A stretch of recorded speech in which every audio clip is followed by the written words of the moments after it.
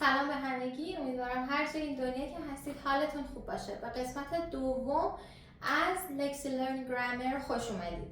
جلسه پیش ما راجع به افعال to be یعنی ام و ایز و آر سوالی کردن، نگاتیو یا منفی کردن سوال ها و پازیتیو کردن یا مثبت نوشتن سوال ها و جمله ها صحبت کردیم. توی این جلسه ما میخوایم راجع به WH question ها صحبت کنیم. WH question هایی که با افعال to be ساخته میشن. با افعال to be گفتیم to be در زمان present time میشه همون am, is و are هستن ساخته و نوشته میشن. خب بچه اول از همه میخوام بگم که WH question ها چی هستن.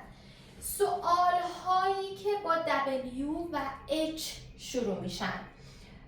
حالا ممکنه که به همین ترتیب باشه یا ممکنه که حالا این در واقع ترتیب یا اردرش فرق کنه. مثل چی؟ مثل when. اوکی؟ when یعنی کی یا چه وقت. اوکی؟ مثل where. where یعنی کجا. مثل what. what یعنی چه چیزی یا چه کاری، چه چیزی، چه خوراکی. اوکی؟ چه. مثل which. در واقع which هم یعنی چه. اوکی؟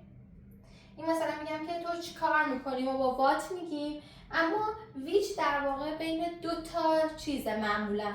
مثلا چه رنگی red or مثلا blue، چه ماشینی. اوکی؟ این یعنی چه. مثل who یعنی چه کسی. who یعنی چه کسی. یا مثل why یعنی چرا. اوکی؟ مثل how یعنی چطور در واقع. how. اوکی؟ یا how often یعنی چند وقت یه بار. اوکی؟ و مثل خیلی در واقع WH question های دیگه که من یک جلسه راجع به فقط how صحبت خواهم کرد، چون ما how often داریم، how far داریم، how long داریم و اون معنی های مختلفی میدن. اما توی این جلسه مهمترینشون در واقع این هاست. یکی دیگه هم که من براتون بنویسم. what time یعنی چه ساعتی. اوکی؟ مهمترینشون این به اضافه این هست، البته خب اینم هست و در واقع مهمترینشون که همشون مهمن ولی اونهایی که ما توی این جلسه بهش احتیاج داریم و برای سطح بیسیک در واقع استفاده میشه. خب یک بار دیگه من WH question ها رو معرفی میکنم. WH question یعنی سوال هایی که با W و H شروع میشن. مثل چی؟ مثل when.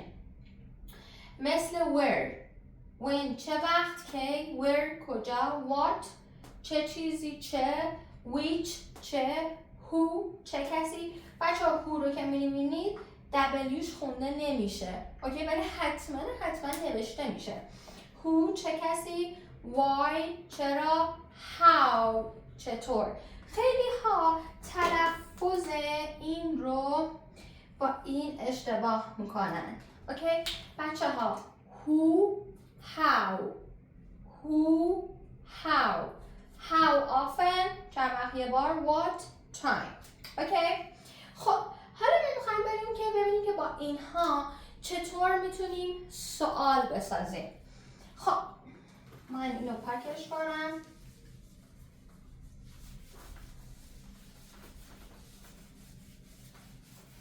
جلسه پیش یادتون هست که ما راجع به سابجکت ها صحبت کردیم. سابجکت ها چی بودن؟ فاعل جمله بودن. در واقع سابجکت ها اون کننده کار بودن. اوکی؟ حالا ما یاد گرفتیم که مثلا سوال بپرسیم Are you happy؟ خوشحالی؟ Yes, I am. No, I am not. Is she here؟ اون اینجاست؟ Yes, she is. هست؟ No, she isn't. یا مثلا Is he wonderful؟ Yes, he is. No, he isn't. یا مثلا they. مثلا Are they hungry؟ Yes, they are. No, they aren't. Okay? اما حالا میخوایم بپرسیم که در واقع اگر اما ایز و آر اول جمله میومد معنی آیا میداد. اوکی؟ آیا اونها گرسنن؟ Are they hungry؟ آیا اون اینجاست؟ Is she here؟ آیا علی اونجاست؟ Is Ali there؟ اوکی؟ یعنی با آیا. حالا میخوام بگم چرا اونجاست؟ کی اونجاست؟ اوکی؟ اصلا کجاست؟ اینها با WH question ساخته میشن. بچه ها فرمول WH question به این صورت هست برای افعال to be. WH question به اضافه am, is یا are plus در واقع subject plus حالا complement یا هر چیز ادامه جمله دیگه. اوکی؟ حالا چرا ام و ایز و آر؟ بسته به اینکه با سابجکتمون اینجا چی باشه ما این رو استفاده میکنیم. مثلا اگر سابجکت ما آی باشه میشه ام آی. اگر شی باشه میشه ایز شی. اگر دی باشه میشه آر دی. یعنی بسته به این که اینجا کدوم سابجکت قرار بگیره ما یا ام ببخشید یا ایز و یا آر رو استفاده میکنیم. حالا این چه بقیه جمله است. اوکی؟ خب حالا بریم که سوال بپرسیم. میخوام بگم که علی کجاست؟ گفتیم ام و ایز و آر معنی هستن میده. اوکی؟ خیلی راحته. فقط کافیه که عین این فرم شما برید جلو. کجا میشد چی؟ Where. خب where. خب این میشه علی دیگه. با علی کدوم یک از اینا میاد؟ is. پس میشه where is علی. به همین راحتی. گفتیم از WH question که اینجا هر چیزی میتونه باشه بسته به اون سوال. بعدش اما ایز و آر بسته به سابجکت. ببینید الان این where is علی. حالا بقیه جمله نداره. اوکی؟ حالا میخوام بگم که چرا علی گرسنه است. اوکی؟ چرا میشه چی؟ why. نه چون علی رو گفتیم یه چیز دیگه بگیم. چرا اونها گرسنن؟ اوکی؟ خب اونها میشه چی؟ they. با they کدوم میاد؟ are. پس میشه why are they. خب why are they میشه چرا اونها هستن. ما گفتیم چرا اونها گرسنن. پس این کامپلیمنتش میشه چی؟ hungry. hungry. Why are they hungry? ساعت چنده؟ قبل از اینکه بپرسیم ساعت چنده دوباره نگاه کنیم. Why are they hungry؟ زیر خودش. و انقدر اینها به مرور باید تکرار بشه که دیگه شما به این فکر نکنید. یعنی تو ذهنتون بیاد. اوکی؟ ساعت چنده؟ گفتیم ساعت چنده میشه چی؟ What time. What time بچه کلش WH question. What time is it؟ چقدر راحت. نگاه کنید. What time جزو چیه؟ WH question. Why جزو WH question. ببینید من اینا رو هر کدوم یه رنگ میکنم تا متوجه بشید. ببینید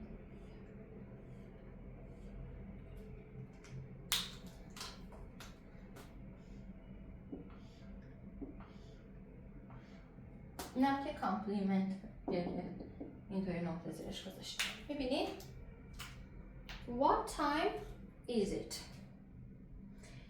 میخوام بگم که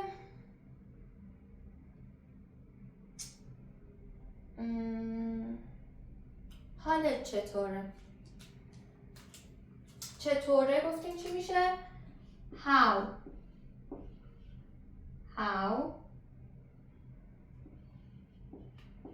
are you؟ دوباره نگاه کنید. How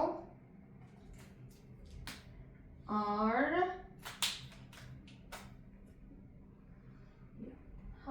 you؟ حالا بگیم که اون پسره چطوره؟ How is she؟ حالا مامانت چطوره؟ How is your mother؟ حالا مامان بابات چطورن؟ در واقع حالا مامان بابا چطوره؟ How are your mother and your father؟ چون که mother و father چند نفرن؟ mother و father 2 نفرن. پس برای 2 نفر ما چی میاریم؟ are. How are your mother and your father؟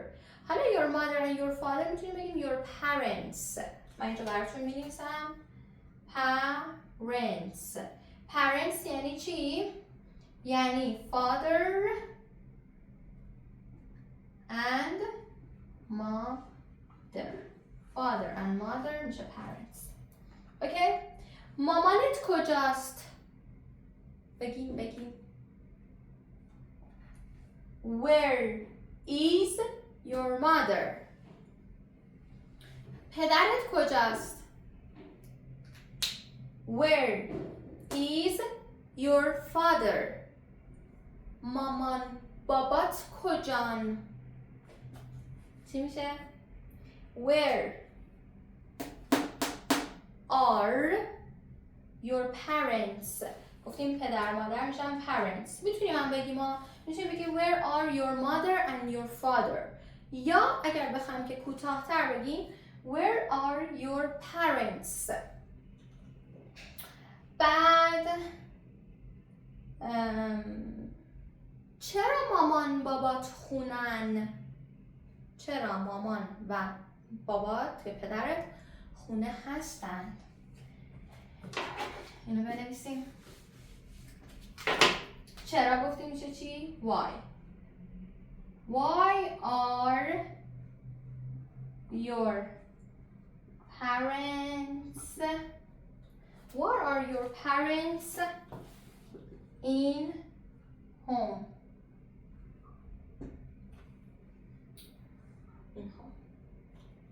Why are your parents in home؟ چرا مامانت عصبانیه؟ اینو پاک میکنیم. ادامه اینو. چرا مامانت عصبانیه؟ Why is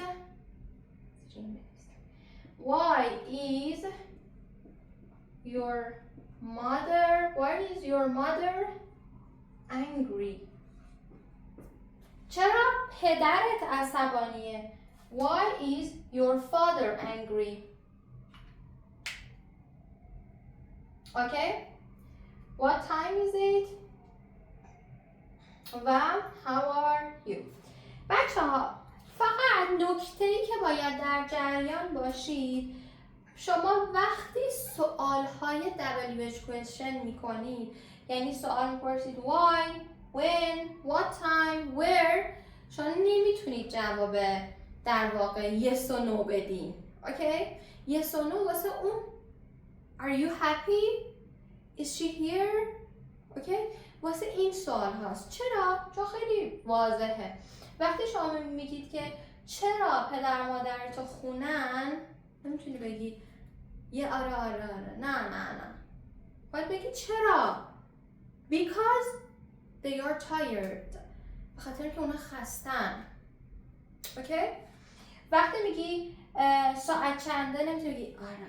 نه این اشتباهیه که خیلی توی زبان آموزها وجود داره.